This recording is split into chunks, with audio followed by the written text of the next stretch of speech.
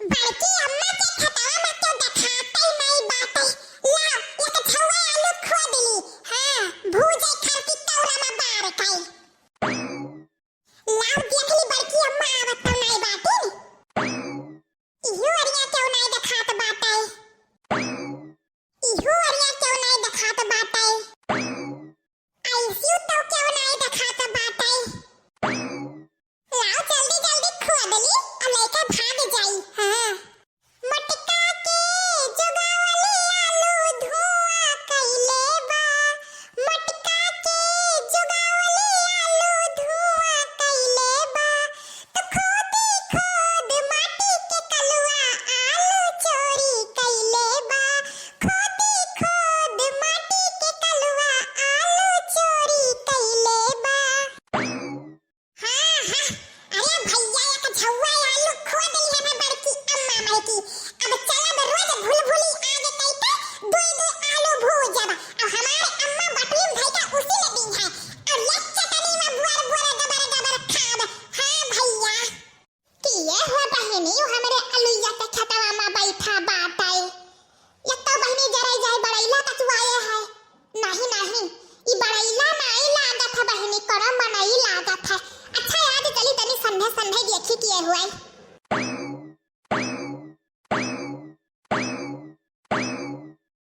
खोदी खोद माटी के कलुआ आलू चोरी कइले बा। ला भैया फट से उठाई और दम से भाग जाई लेके। नहीं कहूं मटकी देख ली हथिया का सुड़वा तो जान लियो भैया ये मैं घिर्राई मारी। अरे बाप रे बाप ई तो दादा कलुआ हुआ। देखना